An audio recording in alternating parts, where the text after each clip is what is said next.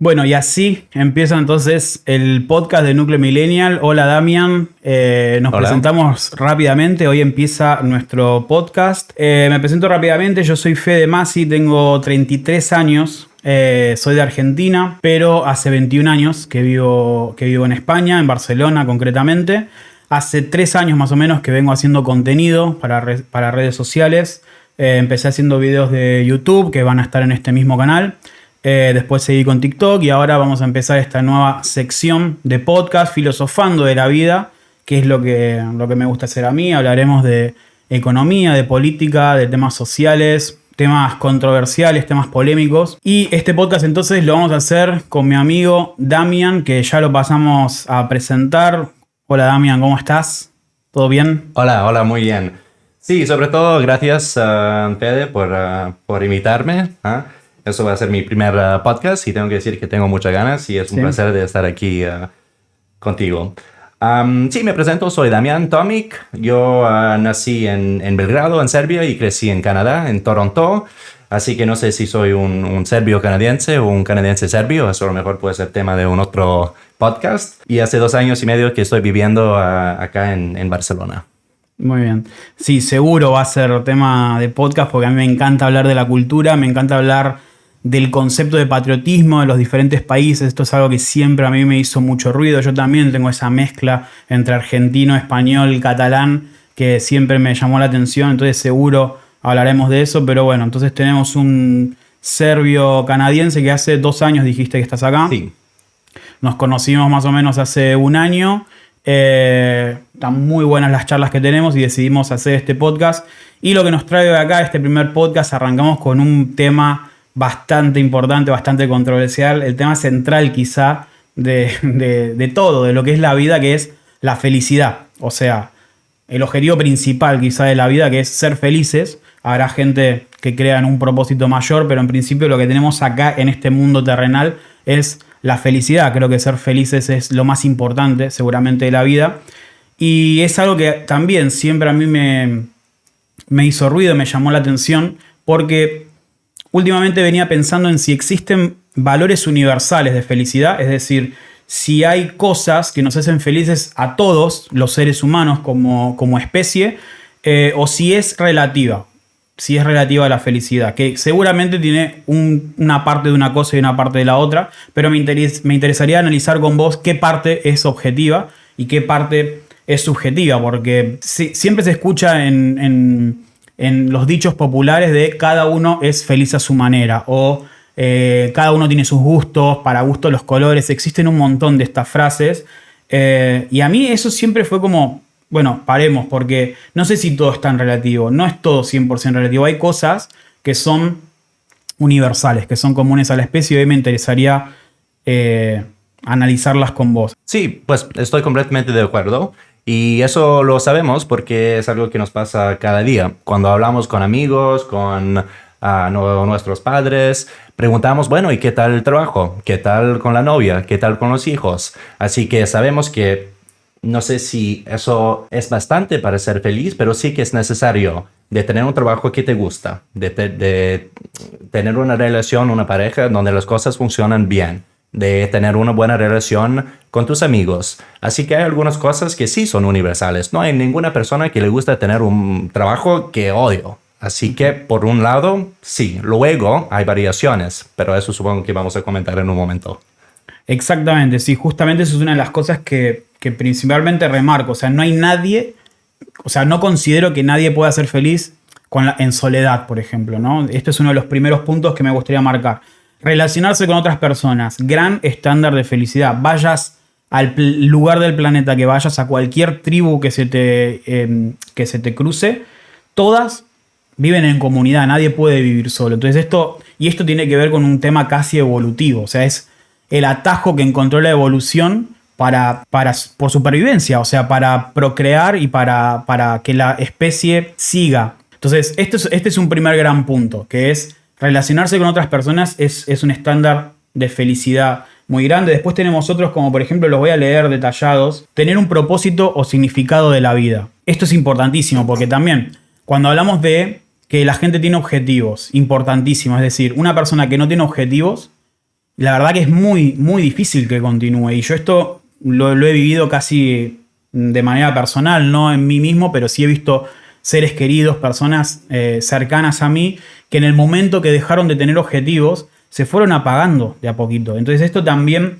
uno puede decir, bueno, si esa persona es feliz sin tener objetivos, será feliz así.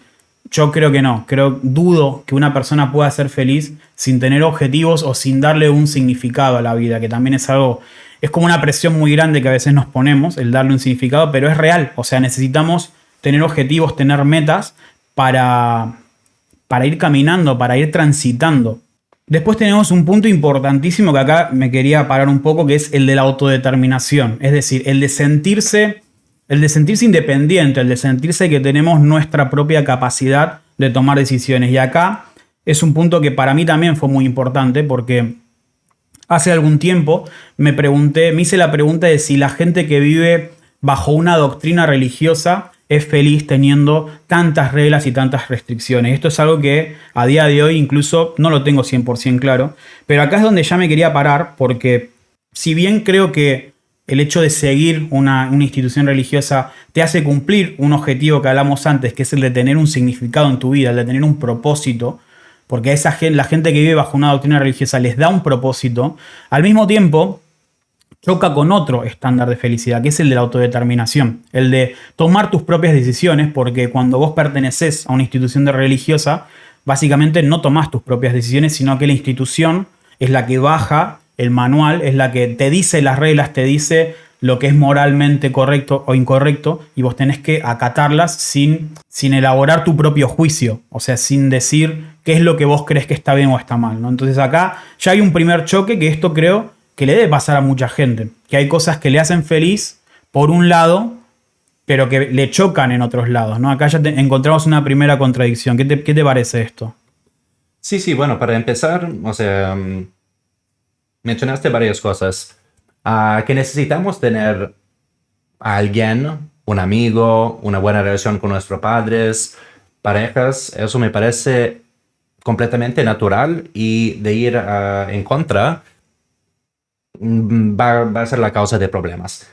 Creo que en el mundo de biología somos una especie gregaria, así que necesitamos vivir con otra gente, necesitamos que nos aceptan, que rían a nuestros chismes, porque si falta eso, significa que vamos a encontrarnos en una situación y no vamos a tener el apoyo y la ayuda, y eso, por lo menos en contexto histórico, fue algo que podría hacer la diferencia entre vivir y morir. Exacto. Así que creo que eso está dentro de nosotros y no se puede cambiar, aunque hoy en día con dinero podrías, en teoría, sobrevivir sin amigos, pero hay algo que falta, ¿sabes? Sí. Y eso no se puede cambiar. Tal cual.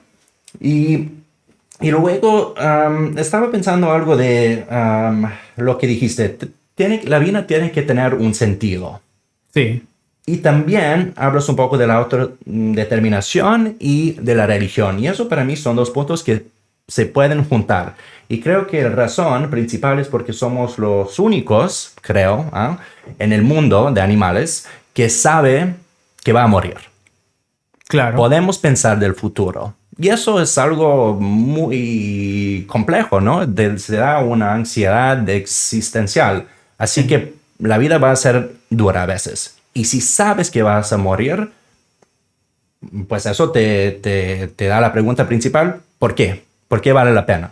Y para mí, si tienes que definirlo solo, puede ser muy difícil, pero la religión, por lo menos en el contexto histórico, cuando faltaban los hechos de los científicos que tenemos hoy en día, pero también hoy en día, te da esa respuesta. Te dice, si vives bien, si tratas bien a los demás, vas a ir a un lugar muy bonito después que se termina todo.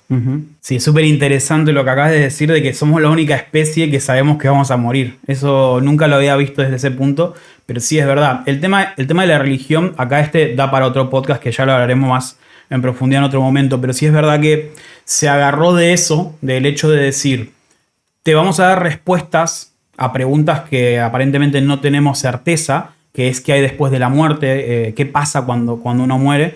Y entonces a partir de ahí nace la fe en lo que te decimos, pero ese es un gran bloque de la religión, el de la fe, y se agarró de otro gran bloque que en principio no deberían por qué estar relacionados, pero lo relacionaron, que es el tema de la doctrina. Es decir, si querés llegar al cielo, la parte de la fe, tenés que hacer estas cosas, la parte de la doctrina, que entonces ahí se concatenaron dos cosas que yo creo que hoy, en el mundo de hoy en día, para la gente que no sigue la religión, van un poco por separado. Es decir, por un lado, yo intento pensar qué pasa, qué es esta cosa del alma, los espíritus, qué pasará, la parte más esotérica.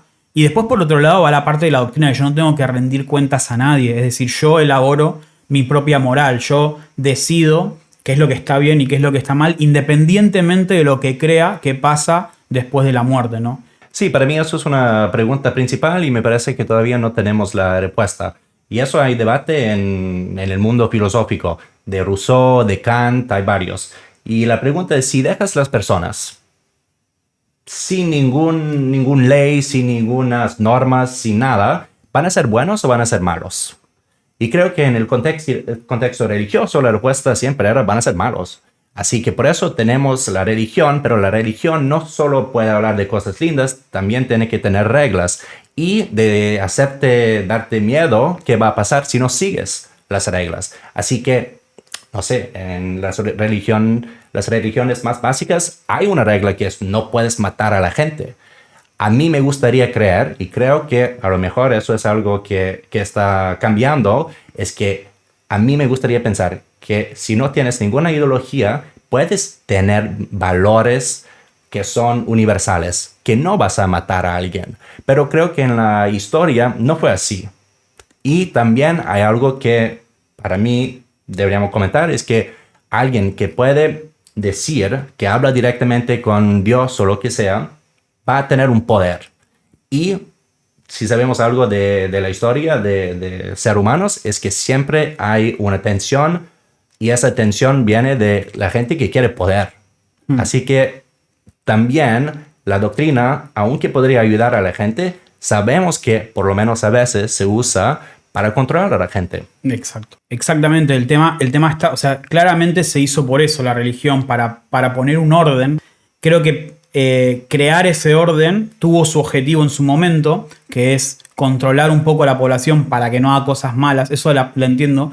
Pero desde que vivimos en democracia, eso cambió, porque ahora hay una constitución, cada país tiene una constitución, tenemos un gobierno, el cual nosotros elegimos, ya hablaremos más en detalle en otro podcast de eso, pero hoy tenemos otras vías para elegir las leyes que queremos para nuestra sociedad. Entonces, la diferencia sustancial está en que las leyes que nosotros vamos a proponer, que los políticos proponen, los políticos que elegimos proponen, van cambiando y se van adaptando a la sociedad, y las leyes que propuso la religión hace 2000 y pico de años no han cambiado nunca. Entonces, ellos siguen manteniendo unas leyes de una sociedad que ya no existe, y ahí es donde está el choque, y ahí es donde está, donde está la controversia entre un mundo globalizado con tecnología, donde la sociedad tiene un estilo de vida determinado, que en principio choca en un montón de cosas con las reglas de la religión. Vale, y cambiando un poco de tema ahora para reencauzarnos al tema principal que nos trajo acá, que es los estándares de felicidad, tenemos otro también que parece no tan importante, pero para mí sí es importante, que es el de experimentar emociones positivas. Uno puede pensar que no es tan importante, pero en realidad el simple hecho de experimentar alegría en realidad ya es puede llegar a ser un gran objetivo de vida. Es decir, una persona, hoy vivimos en una sociedad justamente en la que nuestra generación, la generación millennial, busca mucho esto, busca mucho el experimentar cosas positivas, es decir, vivir el día a día, ¿no? Vivir en el presente, viajar, ir a conciertos, ir a salir con los amigos, ir a restaurantes. Esto es algo que se está haciendo mucho más ahora que en cualquier otro momento de la historia. Tenemos un ocio mucho más rico que en cualquier otro momento, y además hemos vivido en una etapa en una etapa de la humanidad en la que hay tantos cambios que nosotros nos hemos adaptado a una vida llena de cambios, y por eso nuestra mentalidad es de vivir el ahora, porque yo no sé lo que va a ser el mundo dentro de 5 años, ¿no? La mentalidad de la gente de otras generaciones era buscar estabilidad laboral, comprar una casa, comprar un coche, buscar la seguridad, cosa que hoy para nosotros, primero, es inviable porque ya no existe ese modelo, pero hemos encontrado otro estándar de felicidad que es simplemente vivir cosas, vivir alegría sin pensar mucho en el futuro. ¿Qué te parece esto? No sé ni dónde empezar. Para mí, tal vez con una pregunta. Porque eso hace parte de una charla que hemos tenido hace algunas semanas. Y quería preguntarte de nuevo, ¿piensas que hay una felicidad barata y una felicidad cara? Me refiero a si hoy en día vivimos de una otra manera, de buscar la felicidad para tenerla hoy. ¿Eso significa que somos más felices hoy que antes? Porque yo no estoy seguro. Y a lo mejor lo que pasa es por falta de dificultades en nuestras vidas, buscamos más esa felicidad barato, digamos. Porque hay muchos, bueno, especialmente si preguntas a nuestros abuelos, van a decir, sois una generación de malcriados. Y no sé, puedo ver un poco los dos puntos, pero no sé exactamente dónde ponerme. Creo que va muy de la mano con lo que te decía antes de que es una cuestión de adaptación al entorno. Somos una especie, como cualquier otra especie, nos adaptamos al entorno. Entonces, hay una película muy interesante que se llama Room, en inglés, La habitación en castellano, que habla de un chico que está secuestrado, que nace secuestrado en una habitación y crece y pasa toda su infancia en una habitación. Y el chico, esta es una película muy interesante para analizar este tema, porque por una parte uno puede pensar que si no conoció otra cosa, se adapta a esa situación y es feliz con eso. Y en parte lo es, aunque es verdad que él lleva una codificación genética que está preparado para otro entorno, que está preparado para un entorno natural y lo termina sufriendo. Entonces acá es donde se pueden ver las dos cosas, ¿no? Es como que hay un análisis objetivo y un análisis subjetivo. Pero en el fondo, si bien existen en nuestra codificación genética estándares, también somos una especie muy adaptativa, nos adaptamos al entorno. Entonces yo creo que nuestra generación millennial, se ha adaptado a este entorno y ha encontrado una vía para ser feliz con lo que tenemos. Tenemos que ser feliz con lo que tenemos. Entonces, al ser adaptativos, creo que simplemente las otras generaciones encontraron su manera de ser felices en el ecosistema en el que vivieron y nosotros encontramos la manera de ser felices en el ecosistema en el que vivimos, siempre con los estándares universales de fondo, que es el de experimentar experiencias positivas como el de la alegría en nuestro caso, o en el caso de ellos, en el caso de las anteriores generaciones, la de nuestros abuelos, por ejemplo, el simple hecho de tener un propósito o un significado en la vida. Sí, creo que, bueno, eso es parte de la respuesta, pero todavía no estoy muy convencido porque para mí vivimos en un mundo con mucha tecnología y todo este lado de capitalismo que está hecho para sacar cualquier inconveniente de tu vida. Y para mí no es lo mismo de, no sé, matar un animal para comer cuando tienes hambre y de comprar una hamburguesa. Como que no es lo mismo de pagar para hacer una, no sé, operación o cirugía para tener músculos. Te da el placer de llegar a ese punto solo. No sé, por ejemplo, eso se puede usar con cualquier ejemplo de cosas que se pagan. Si se paga para el sexo, para la comida, para tener una publicación, para tener un puesto mejor en tu trabajo. ¿Eso te va a dar la misma sensación como si lo haces tú mismo? Y yo creo que no. Y por eso a lo mejor tenemos un problema hoy en día con nuestra generación porque no hemos hecho nada de nuestro propio esfuerzo. Y eso puede ser un parte feo de vivir en una cultura o un país muy desarrollado. Sí, claro, exacto. O sea, supongo que tiene que ver con el hecho de que tenemos todo tan al alcance, lo tenemos todo tan hecho, que perdemos. Antes había que trabajar las cosas para conseguirlas y esa recompensa te generaba justamente ese pico de felicidad. Hoy en día, al tenerlo todo tan hecho, nos cuesta quizá encontrar vías por la cual obtener satisfacción, porque tenemos recompensas con muy poco esfuerzo quizá, a nivel material, pero también al mismo tiempo, de la misma manera que tenemos muchas más cosas materiales que en cualquier otro momento de la historia, eso quizá también yo tengo un poco la sensación de que nos ha hecho ir como una etapa más, como que hemos subido un escalón en el cual lo material ya quedó abajo, ya está satisfecho, ya lo tenemos. Entonces ahora vamos a un escalón más, que es el de la autorrealización. En aquella pirámide de Maslow, lo último es lo de la autorrealización, que antes no era algo buscable. Es decir, antes una persona no necesitaba sí o sí tener que hacer un trabajo que lo autorrealizara. El simple hecho de tener un buen trabajo estable y una estabilidad económica era motivo suficiente para ser feliz. ¿Por qué? Porque era difícil y porque si lo conseguía, había alcanzado algo que el resto no estaba alcanzando. Pero hoy, como eso ya está, la parte material ya está alcanzada, por los productos son muy baratos hoy en día y nos cuesta poco trabajo conseguir lo material, hoy hemos pasado a un siguiente escalón, que es necesitamos estar autorrealizados con lo que hacemos. Necesitamos darle un significado más a la vida. Sí, con eso estoy completamente de acuerdo. De hecho, eso es la teoría de postmaterialismo. En los años 60 más o menos hemos visto muchas manifestaciones, protestas de la gente que quería vivir en una sociedad mejor. Pero que era un poco irónico porque no tenían ningún problema económico o no sé, de poder pagar el alquiler o lo que sea. Y era la primera vez que la gente estaba bastante bien, ¿no? Con las cosas básicas, esa pirámide de que hablas, de tener comida, de tener una casa, de tener un empleo, de ganar dinero, y han empezado a preguntar a su gobierno, no solo a arreglar la economía, que siempre era un problema, pero sino de pensar del medio ambiente, de pensar de los derechos de todos, ¿no? De migrantes, de la comunidad LGBTQ, y esos son esos valores post-materialistas.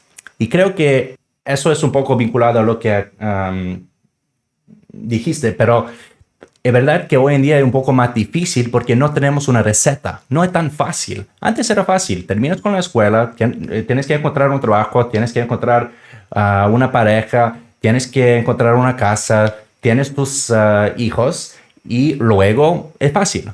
Pero hoy en día exactamente que hemos pasado a ese otro nivel, no sabemos qué significa estar feliz hoy en día, porque falta una receta. Y lo que pasa es que no es tan fácil para todos a encontrar, y hay algunos que se pierden y no siguen el camino que deberían. Luego, ¿qué significa eso? No estoy seguro.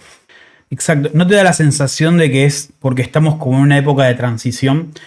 Cada revolución industrial representó un cambio muy brusco en la sociedad en un lapso muy corto de tiempo. La primera con la máquina a vapor, que hizo cambiar el estilo de vida del campo de la ciudad. La segunda con la electricidad. La tercera con la irrupción de internet y de las computadoras. Y esta cuarta, que es con la inteligencia artificial. ¿No te da la sensación de que cada una tuvo un rol muy importante en el cambio de la mentalidad de la sociedad, y quizá esa pérdida del norte, ese no saber cómo ser felices, tienen bastante que ver con eso, con que la sociedad cambió desde lo económico, cambió desde lo material, y eso hace que cambie toda nuestra mentalidad, que antes conseguir un auto era un estándar de felicidad, hoy ya no. ¿Por qué? Porque la economía cambió y porque estamos cambiando, porque la tecnología avanza y nosotros avanzamos con ella al mismo ritmo.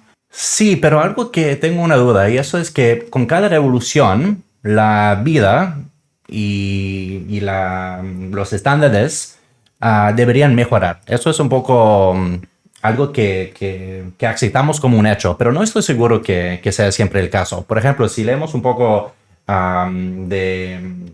sobre la antropología y la historia humana, ahora hay muchos que que dicen que antes de la primera revolución, quizás la revolución agricultura, que antes teníamos un estilo de vida mucho mejor, mucho más tiempo para pasar con otros seres humanos, para jugar, para contar historias enfrente de un fuego y cosas así. Luego, cuando cambias y tienes una casa y, no sé, estás creciendo vegetales, frutas, lo que sea, era una vida mucho más difícil. Y ahí hay un cambio. Luego hablamos de la revolución industrial. Eso fue un gran éxito, pero ¿para quién? Para los países, para los reyes, para los gobiernos, pero de trabajar en un lugar oscuro, con máquinas, ruido, 12 horas por día. No sé si esa revolución fue una revolución de felicidad. Y pero lo que pasa que también eso conllevó un montón de bienestar a nivel, por ejemplo, medicinas. O sea, avanzó la medicina, tuvimos menos enfermedades, mejoró la calidad de los alimentos, llegó mucha más cantidad de alimentos. Eso sí. La aparición del tren hizo transportar, o sea, es el inicio de la globalización y el inicio del capitalismo, se podría decir, que si bien genera controversia, porque entiendo que hay mucha gente que está que tiene que trabajar muchas horas por muy poca recompensa y demás, al mismo tiempo, a nivel, en el cómputo general, si uno lo analiza desde el cómputo general, hemos conseguido un montón de cosas que hace 100 años eran impensables, sobre todo como con lo que tiene que ver con la sanidad, con la higiene, con la calidad de los alimentos, que hoy uno puede decir, pero si hoy comemos cosas con conservantes y demás, de hace 50, 100 años se comían cosas más naturales, era mejor. Sí, era mejor, pero al mismo tiempo, o sea, un plátano te duraba un día y se pudría y a lo mejor, o sea, era poco eficiente, no se podía transportar mercadería. Hoy los conservantes, si bien uno puede decir que son polémicos, por otra parte, hace que llegue mucha cantidad de alimento a todo el mundo y a un bajo costo. Entonces eso también para mí tiene un valor increíble. Sí, bueno, son argumentos fuertes. Creo que hay una cosa que cada revolución ayuda o hace que sea como posible que una comunidad, sociedad, lo que sea, pueda avanzar. Pero diría que no avanzan todos en el mismo ritmo. Y sí, hay siempre, con cada revolución, algunos que van a aprovechar y otros que van a trabajar más. Creo que después de cada revolución hay una estratificación de la sociedad cada vez más grande. Si hablamos de diferencia entre los ricos y los pobres, hoy es más grande que cualquier momento en la historia. Sin duda. Ahora, a mí me gustaría hablar de otro tema acá, volviendo un poco a lo de los estándares de felicidad, que tiene que ver con el tema adicciones. Es decir, volvemos a la frase inicial de cada uno es feliz a su manera, ¿no?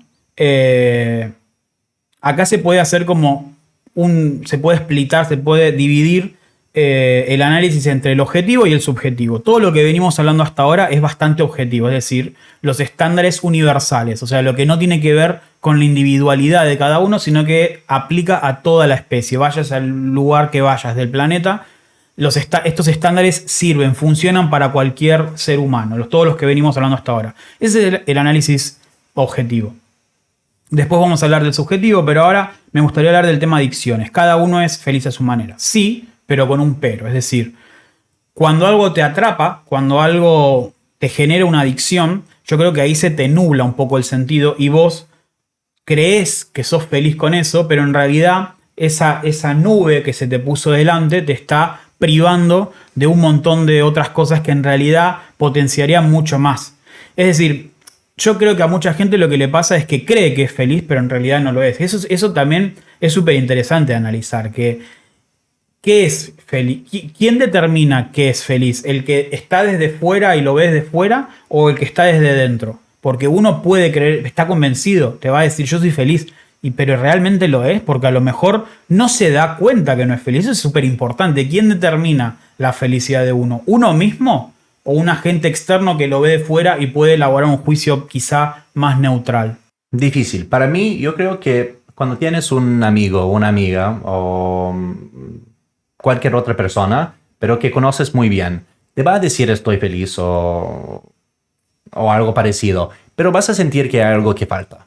Así que yo creo que alguien puede sentirse feliz y eso viene de adentro, pero luego creo que a veces tenemos una tendencia de mentir a todos, pero también a nosotros. Y yo creo que hay algunas reglas que se pueden seguir. Por ejemplo, no puedes estar completamente feliz si solo estás feliz en una dimensión. Y eso creo que algo que me gustaría ver tu opinión. El tema de adicciones.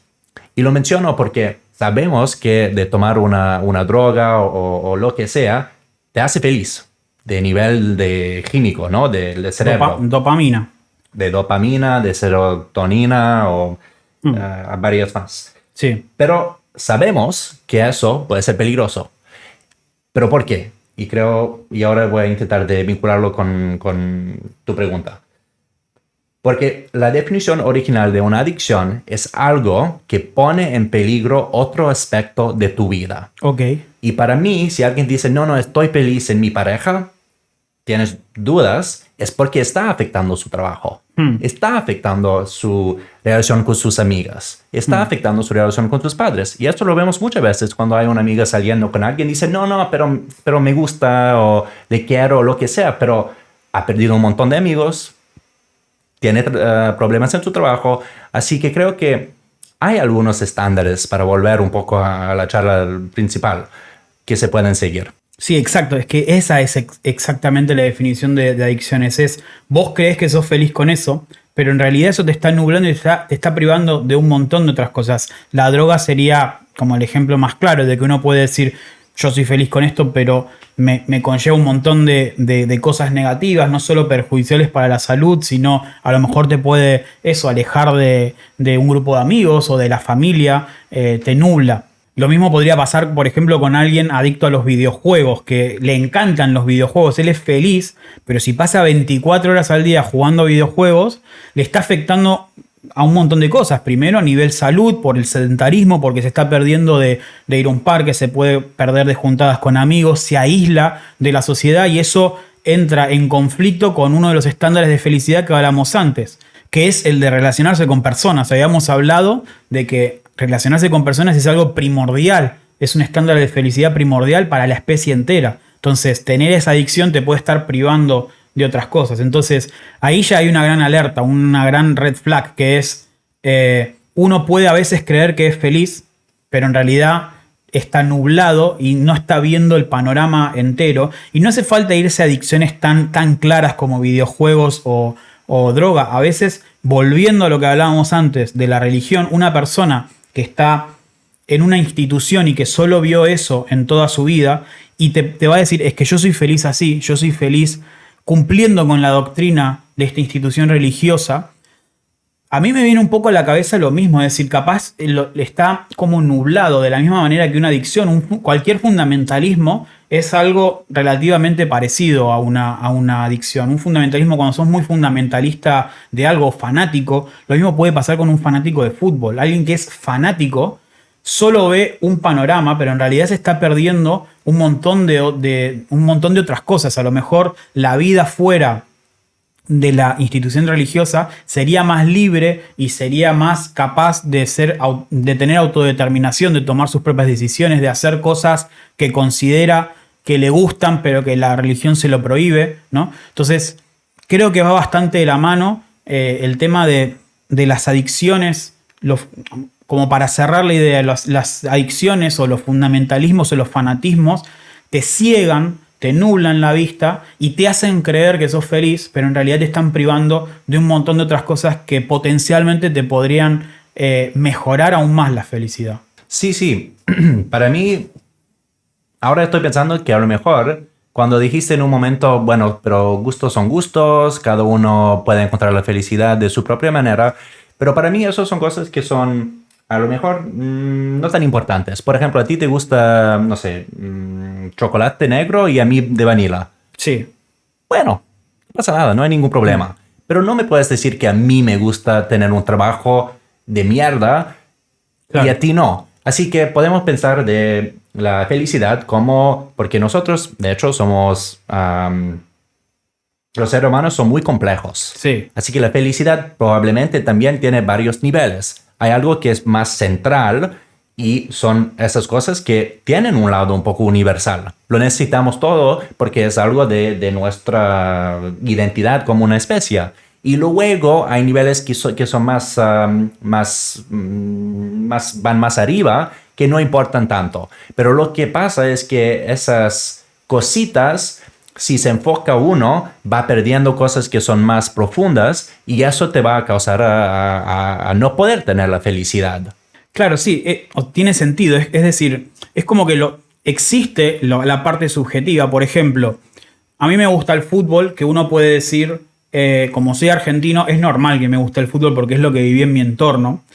Pero al mismo tiempo, por ejemplo, me gusta el fútbol americano, que eso es cero cultural, no tiene nada que ver con la cultura que viví, y sin embargo me encanta. Entonces, es lo que decías, el ser humano es complejo, cada cerebro es único, y existe una parte subjetiva que sí que creo que te pueden gustar más unas cosas a vos que a mí no, y al revés.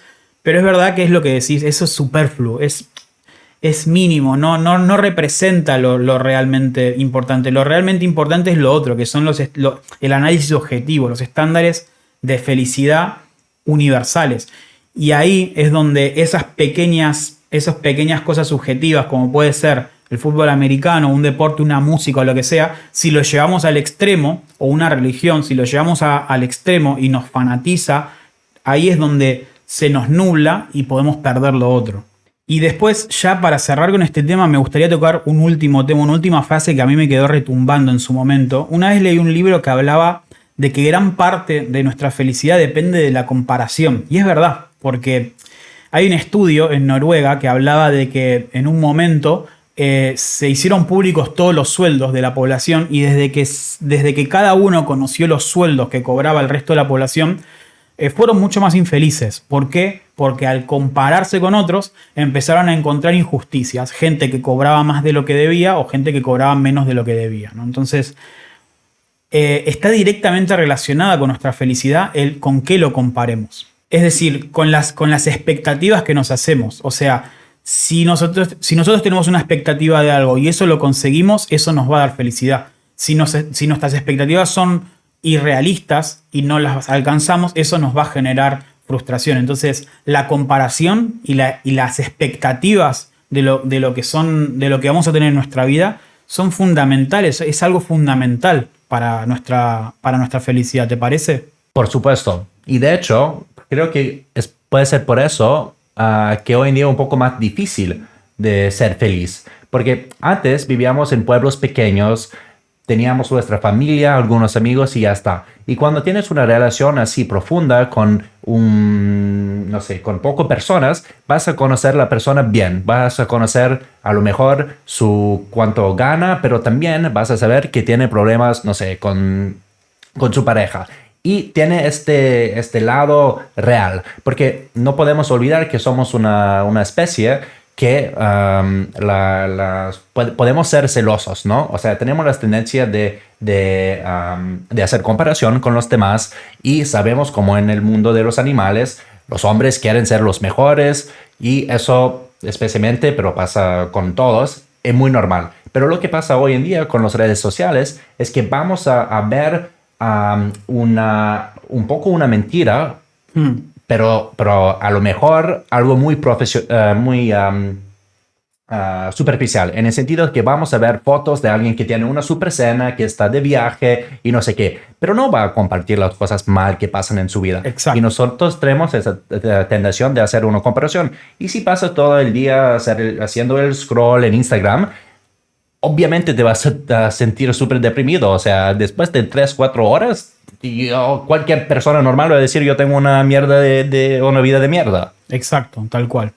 Exacto, es que es exactamente eso. O sea, nuestras expectativas han cambiado, y por eso, en función de las expectativas que nos hacemos, no alcanzar esas expectativas nos genera frustración, y ese es uno de los grandes problemas de nuestra generación. Que es que además, claro, vos imagínate lo siguiente. Si la típica que se ha escuchado 1.000.000 de veces, si yo te voy a elegir entre rojo, azul y verde, ¿cuál elegís? A lo mejor, no sé, el rojo, ¿no? Ahora, si yo te voy a elegir entre una paleta de 100 colores, a lo mejor no elegirías el rojo, elegirías el naranja, que es parecido al rojo, ¿no? Lo que pasa es que antes estaba la paleta solo de 3 colores, y si tengo que elegir entre 3 colores, mi decisión va a ser fácil. O sea, entre el rojo, el azul y el verde, tengo muy claro que es el rojo el que más me gusta.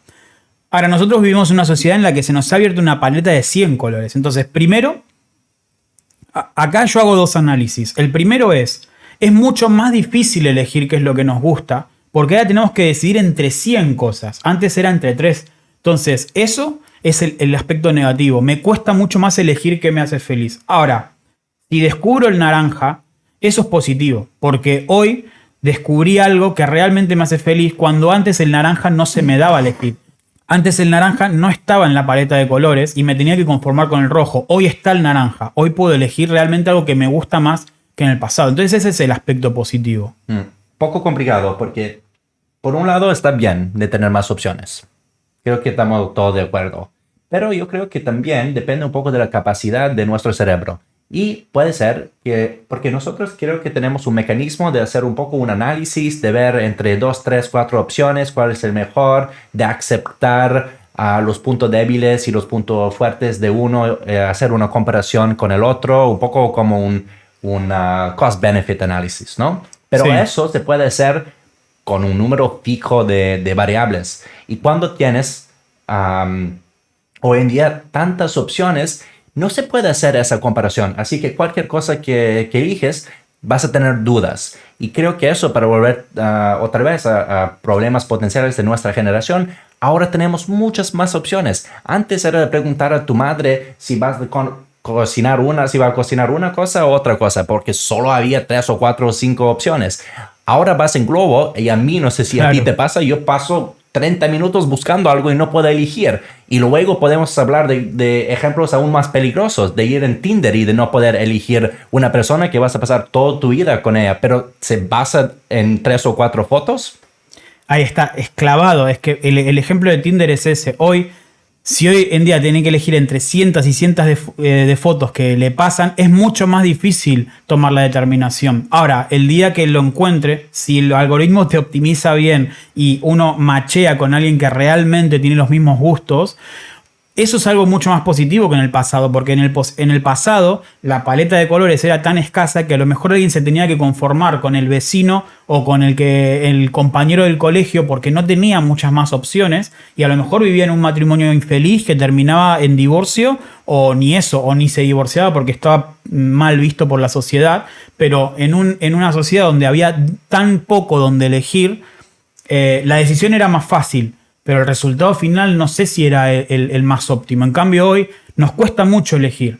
Pero si llegamos a elegir bien, el resultado es mejor que el de antes, yo creo. Sí, si llegas al punto de elegir. Porque lo que pasa muchas veces es que de tener tantas opciones y de tener la presión de elegir mal, te genera una ansiedad. Y esa ansiedad te puede matar, literalmente. Sí. Así que estoy de acuerdo si eso es algo que podemos usar, aprovechar, que nos ayuda. Pero no estoy tan seguro que siempre se puede hacer. Porque creo que también hay algo que no hemos dicho todavía. Y eso es que a lo mejor de ser feliz es algo que se puede aprender. Es un proceso, sin duda. Es un proceso de aceptar partes feas de cualquier cosa y no de enojarse y de hacer una comparación y de pensar si hay algo mejor o peor.